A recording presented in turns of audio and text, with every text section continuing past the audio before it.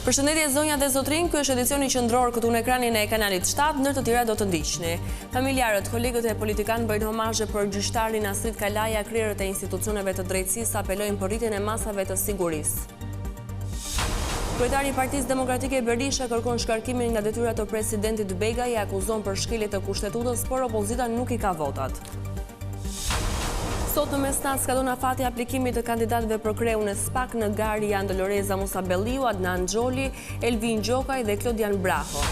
Kryeministri Rama pret kryetarin e Bashkisë së New Yorkut, bisedimet për linjën direkte e fluturimit dhe bashkëpunimi në turizëm e teknologji.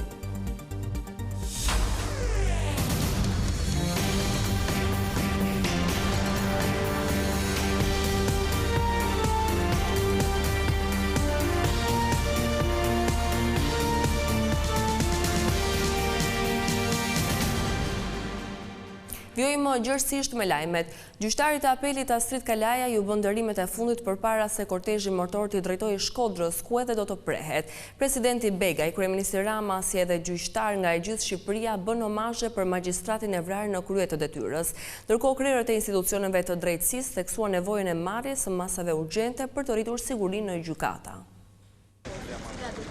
Ndarja nga jeta në krye të detyrës e gjyqtarit të apelit Astrid Kalaja bëri bashkë në hollin e Pallatit të Kongreseve krerët më të lartë të shtetit, miqt, kolegët e familjarët në homazhet që nderojnë magjistratin. Të pranishëm ishin presidenti Begaj, kryeministri Rama, kryetari i kuvendit, ministri i drejtësisë dhe deputet. Të 20 prokurorët e SPAK me në krye Altin Dumanin, po ashtu nderuan gjyqtarin e vrarë. Ndërsa disa nga kolegët e tij përcollën mesazhe duke rikujtuar se gjyqtarët janë të lirë për të dhënë vendime vetëm kur u garantohet siguria. E papranueshme, siguria është në nivelin 0 dhe them me bindje më të plotë dhe ne nuk mund ta lejojmë në një gjë të tillë. Gjyqtarët duan siguri që t'i japin drejtësi. Siguria pothuajse në 99% të gjykatave nuk i plotson kushtet. Së pari duhet ndërtuar gjitha gjykatat duhet ndërtuar në para. Këshilli i lartë gjyqësor ka kompetencë për përcakton politikat e përgjithshme shtetërore. Ato kush janë ato që i zbatojnë politikat janë organet e rendit, që do të thotë sipas kuadrit ligjor në fuqi, besoj jeni në dini që gjitha sallat gjykimit që në vitin 2010 mbrapa aktën ligjore thonë që duhet të ketë praninë e forcat të policisë në sallat të gjykimit që këtë garantohet. Ish-ministri i drejtësisë Ulsi Manja u shpreh se Shqipëria ka humbur një etalon të drejtësisë. Ngjarja është trondice. Unë kam deklaruar që është një akt barbar dhe një kampanë alarmi për sigurimin e punojësve të drejtësisë. Pas përfundimit të homazheve, arkemorti u drejtua qytetit të Shkodrës, ku gjyqtari Astrid Kalaja do të prehet në banesën e fundit. Gjyqtari Kalaja, me 32 vjet eksperiencë, u qellua për vdekje sapo shpalli vendimin e emër të Republikës nga Evis Shkambi, të xhait të cilit, Gjoni, humbi gjyqin e pronave. Pasi qelloi me 3 plumba gjykatësin, autori mbushi armën, duke goditur edhe Babe Bir, Ragip dhe Ervis Kurtaj, fituesit e gjyqit. Prokuroria e Tiranës e akuzon Elvis Shkambin për vrasje të funksionarëve publik, vrasje në rrethana cilësuese në bashkëpunim dhe mbajtje pa leje armës në lidhje me ekzekutimin e gjyqtarit të apelit Astrid Kalaja. Gjon Shkambi, xhaxhai i autorit, dyshohet se është bashkëpunëtore dhe shtytës në ngjarje, pasi sipas prokurorisë jo vetëm që nuk ka bërë asgjë për ta parandaluar krimin, por dyshimet janë se ai ka qenë në dieni të planit. Ndërsa Banush Koxhaj, punojësi i sigurisë së gjykatës, akuzohet për shpërdorim detyre. Sipas hetuesve, edhe pse detektori e tregoi praninë e sendeve metalike, ai nuk ndërmori asnjë veprim. Për të 3 organi akuzës do të kërkojnë në gjykatë masën e sigurisë arrest në burg. Drejta kryetarja që duhet i japim çështjeve.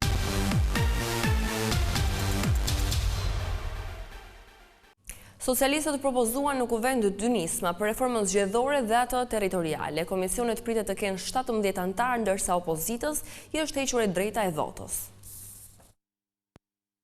Parlamenti pritet nisë së shpejti 2 prej reformave më të rëndësishme të këtij mandati, me ndikim në zgjedhjet lokale dhe ato të përgjithshme, reformën territoriale dhe reformën zgjedhore. Partia Socialiste ka depozituar nismat për ngritjen e 2 komisioneve të posaçme në parlament, e këto nisma ishin parashikuar për të diskutuar këtë të mërkur në konferencën e kryetarëve, por u shtym për javën e ardhshme. Ajo që bie në sy në projekt vendimi për komisione posaçëm për reformën zgjedhore është se majoranca socialiste i ka hequr opozitës të drejtën e vetos.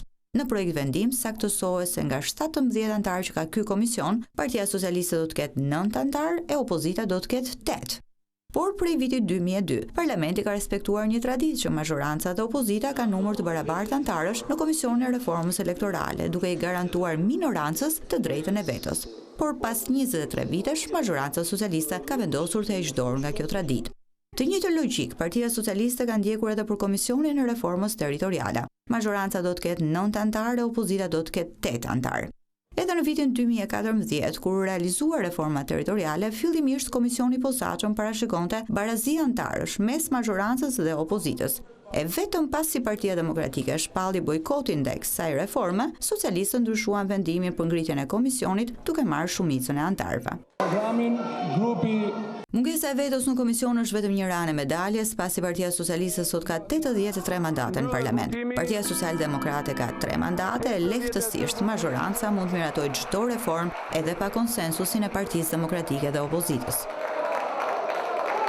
Partia Demokratike kërkon shkarkimin nga detyrat të presidentit Begaj edhe pse nuk i ka votat e duhura. Sali Berisha e sulmoi ashpër kreun e shtetit duke e quajtur një figurë kukull që komandohet nga kryeministri Edi Rama. Kryetari i Partisë Demokratike Sali Berisha lajmëroi se opozita do të nisë procedurat për shkarkimin e presidentit të Republikës Bajram Begaj për shkeljes kushtetutës. Gjatë mbledhjes së grupit parlamentar, lideri i opozitës deklaroi se deputetët demokratë duhet ta bëjnë këtë betejë në respekt të institucionit të presidentit, pasi kryetari i shtetit sipas tij është sjellë si vasali kryeministrit Edi Rama.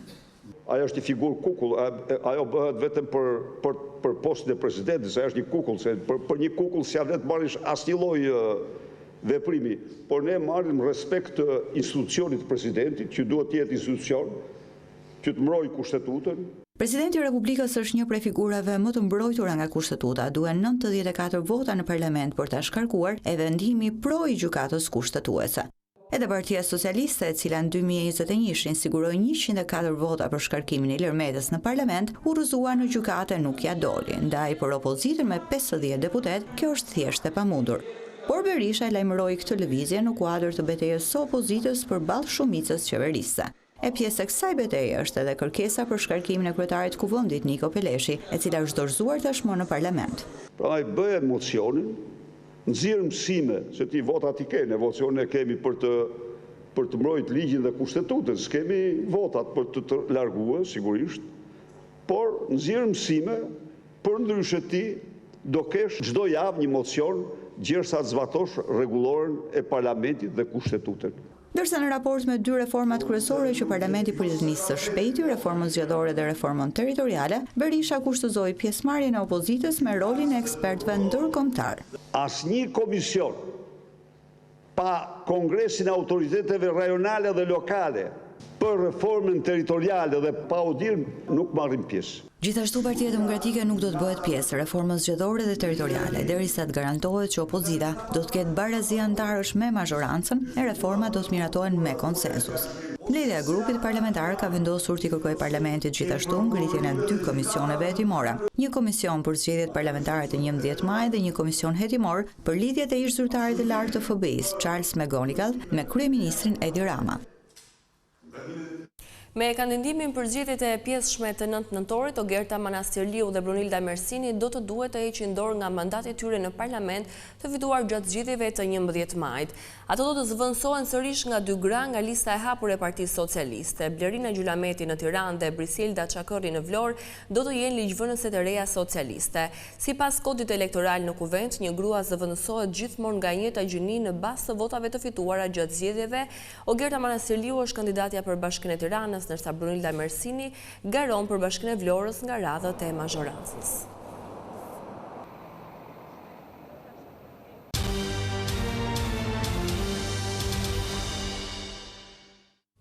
Sot mbyllet gara për prokurorët që aspirojnë të drejtojnë prokurorinë e posaçme. Deri më tani 4 prej tyre kanë aplikuar. Doloreza Musabelliu, Elvin Gjoka, Klodian Brau dhe Adnan Xholi kanë dorëzuar kandidaturën pranë Këshillit të Lartë të Prokurorisë. Të përjashtuar nga gara janë 2 kryeprokurorët, Altin Dumani, që është në detyrë deri në 19 dhjetor, dhe Arben Kraja, para arsye të tij që ligji nuk i lejojnë të rikandidojnë. Afati për dorëzimin përfundon në mesnatë.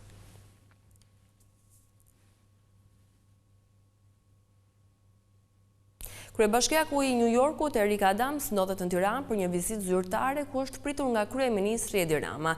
Ata diskutuan mbi vendosjen në një linje direkte fluturimi me SBA, si dhe për furnizimin, teknologjinë dhe emigracionin. Qeveria shqiptare po bën përpjekje për një linjë fluturimesh direkte me New Yorkun. Vizita e kryebashkiakut amerikan Eric Adams në Tiranë i dha kreut të qeverisë mundësinë për të përsëritur kërkesën, e cila nëse realizohet, do të lehtësojë lëvizjen e qytetarëve të SBA dhe Shqipërisë. Dhe duke qenë se kryetari i bashkisë ka qenë kyç në vendosjen e disa linjave direkte të New Yorkut me vende të tjera për të parë mundësinë e nxitje ekstra në përpjekjen që ne po bëjmë për të vendosur fluturimin direkt me New Yorkun. Gjatë një deklarate të përbashkët, kryebashkiaku i New York Adams vuri theksin tek bashkëpunimi ekonomik, por edhe tek migracioni. Erdha këtu të flas për turizmin dhe të shohim si mund të shfrytëzoj muaj që kam në detyrë për të ndihmuar në këtë aspekt. Diskutuam edhe në lidhje me mënyrën si duhet të merremi me çështjet e migracionit në të gjithë botën dhe për të folur për atë që duhet nga Ministria e Mbrojtjes. Jemi të angazhuar për mënyrën se si mund të krijojmë një marrëdhënie simbiotike. Sqaroi gjithashtu dhe arsyeën e vizitës së tij në Shqipëri. Ka patur shumë spekulime pse jam këtu. Jam për të përshëndetur e mësuar nga një mik dhe për të forcuar një miqësi që nuk na lejon të kemi ndasi. Do të mësojmë nga njëri tjetri. Nuk munguan as batutat mes dy drejtuesve të lartë. Dhe duke qenë ai shumë interesuar për teknologjinë, ka shumë dëshirë që të takohet edhe me diellën. Sistemi i ri menaxhimit të kufive brenda Bashkimit Evropian do të nisë funksionimin nga 12 tetori. Udhëtarët nga vendet jashtë Schengenit, përfshirë edhe ato shqiptar, do të përballen me rregulla që parashikojnë regjistrimin e të dhënave biometrike.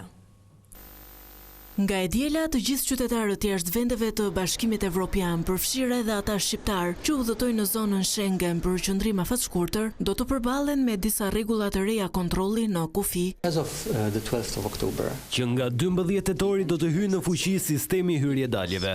Ky është në thelb një sistem i avancuar digjitali menaxhimit të kufive që do të regjistrojë të dhënat biometrike të shtetasve jo të Bashkimit Evropian, të cilët do të hyjnë në zonën Schengen. Ai do të regjistrojë të dhënat në dokumentin e udhëtimit, do të regjistrojë të dhënat biometrike, pra gjurmët e kishtërimve dhe imazhet e fytyrës, si dhe datën e hyrjes apo daljes nga vendi. Do të jetë një zbatim gradual i sistemit. Pra, një qytetar shqiptar që prej 12 tetorit, kur udhëton drejt zonës Schengen, mund të kalojë nëpër këtë sistem ku kërkohen këto të dhëna dhe do të duhen rreth 6 muaj gjithsej që të zbatohet plotësisht në të gjitha pikat kufitare të zonës Schengen. Janë gjithsej 29 vende. Shefi i sektorit politik në delegacionin e Bashkimit Evropian në Shqipëri shpjegon për Vision Plus se në nisje të zbatimit të sistemit të ri të kontrollit, udhëtarët mund të përballen me disa vonesa. Mund të ketë disa vonesa të vogla në fillim, sepse padyshim sistemi do të fillojë të funksionojë që nga 12 tetori, kështu që mund të ketë një vonesë në hyrje. Megjithatë, aeroportet mund ta ndalojnë përdorimin e sistemit nëse shohin se kjo po çon në vonesa të tepërta. Pra, kjo, në fillim mund të rezultojë në disa vonesa të vogla, sepse do të duhet pak kohë për t'i mbledhur të dhënat biometrike. Por në planin afatgjatë, kjo do të çojë në një kalim më të shpejtë përmes kontrollit kufitar, pasi do të jetë shumë më e automatizuar, sepse të dhënat do të jepen vetëm një herë. Pra, në ato raste kur do të ketë porta të automatizuara, personi mund të kalojë shumë më shpejt pjesën e kontrollit kufitar.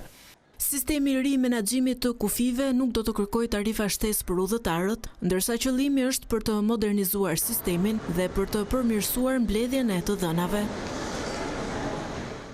Kjo gjithçka e përgatitur edhe për këtë edicion informativ. Unë ju falenderoj për vëmendjen tuaj. Bashkë mirupafshim.